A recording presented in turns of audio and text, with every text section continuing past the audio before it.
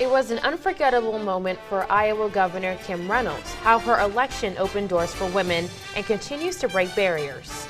And helping to grow local support, how a Quad Cities grad student is spearheading an effort to bring more awareness to fair trade products. WHBF is local for you. This is Local 4 News This Morning. Good Tuesday morning to you. I'm Alexandria Ikomoni. And I'm Redrick Terry. Thanks for joining us for Local 4 News this morning. It was a first in the state of Iowa. Kim Reynolds became the first female governor of the Hawkeye State in 2017. It was an unforgettable moment for Iowans of all ages, especially 6-year-old Annabelle Copeman and her father Ryan, who watched history in the making. Local 4's Tiffany Lundberg has this morning's story as we continue to celebrate women. May 24, 2017, 6-year-old Annabelle walked into the Capitol with her mother. She stepped into the governor's office on the ground floor, walked up the interior spiral staircase and out onto the rotunda, where a large crowd waited.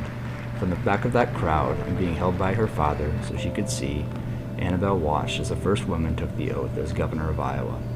As now or hereafter required by law. As now or hereafter required by law. Congratulations. Iowa Governor Kim Reynolds grew up in St. Charles, Iowa, a town of about 500 at the time. Her father worked at John Deere and farmed. Her mother ran the house. Never anticipated going into public service. I wasn't that 8th grade girl who said one day I'm going to be governor of the great state of Iowa. But little did she know, a job at the Clark County Treasurer's office would one day lead to the governor's chair, a path her husband Kevin knew she was destined for. When the current county treasurer decided not to run, Kevin kind of looked at me and said, seems to me that you can either run for office and implement all those changes that you've been talking about, or I pretty much don't want to hear another thing about it. So she did. After serving 4 terms as treasurer, she was elected to the state senate, later becoming lieutenant governor, and finally, the first female governor of Iowa. It was a moment her 3 daughters and grandchildren will never forget. Seeing her shatter that glass ceiling was pretty amazing. My oldest, she's just unbelievably proud to be able to say that the first female governor is her grandma, which is pretty unique. I often say when you get to the table, which you fight hard to get there, don't get your elbows out. You need to encourage more women to come sit at that table and be a part of it. A sentiment that perhaps inspired little Annabelle to draw a picture that now sits in the governor's office. And there's my dad holding me because I couldn't see. Here's the spiral staircase. A moment documented by her dad. The next day, Annabelle drew what she had witnessed down to the smallest detail. Without being told, Annabelle understood the significance of that moment.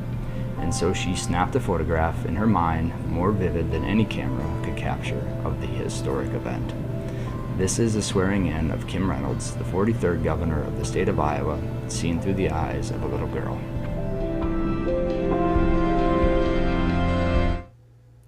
That was Tiffany Lundberg reporting. An effort to bring awareness to fair trade products, grad student Aaliyah Ehrenberger first developed a passion for that cause while attending Loras College in Dubuque and working on several fair trade campaigns in the upper Midwest. Starting this month, she's working to bring a campaign to Moline to grow local support. Fair trade helps farmers and producers in developing nations get a fair wage for their merchandise. A co-op for the farmers and producers, so they have opportunities for education, for healthcare, and it also ensures that the product is organic and sustainable to the environment.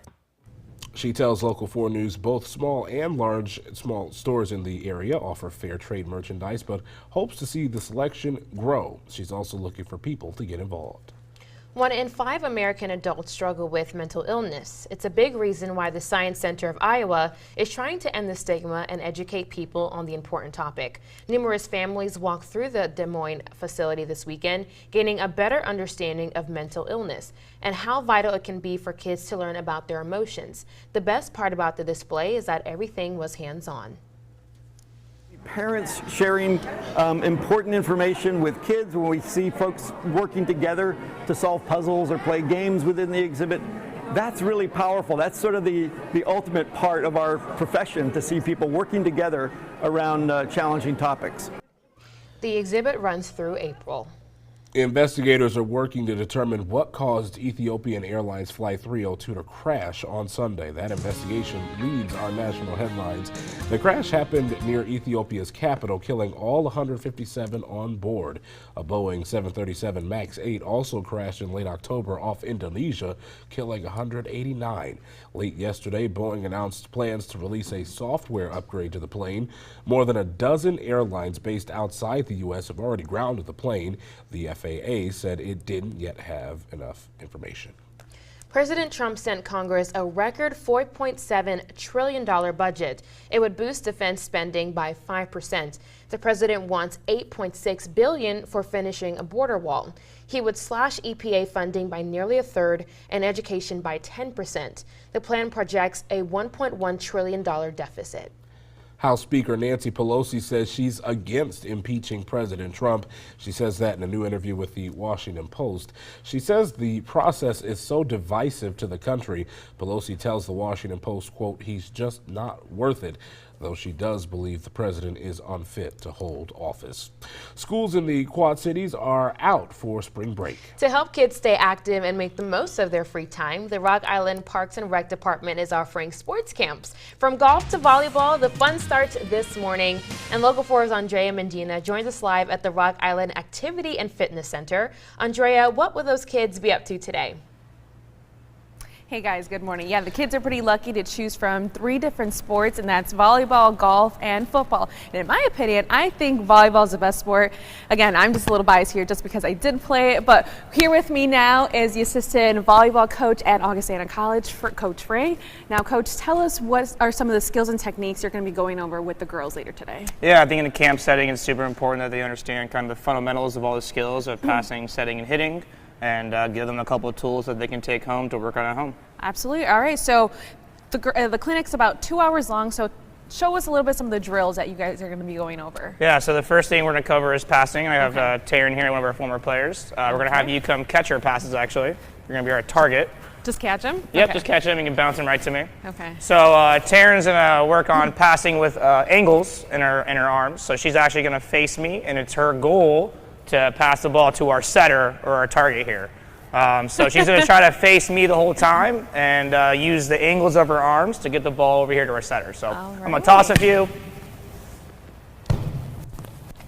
So her arms are pretty quiet. She's not swinging a whole bunch. If she needs to add a little more energy to it, she can push her arms a little bit to the ball. And then we'll do one more. Good. All right. Nice job, Taryn. And it's all about also the positioning of your feet too, right? Yeah, absolutely. So we kind of want our players to move our feet first, but we also have to train them to be able to pass the ball outside their body because some balls come really fast and we can't always get our feet there.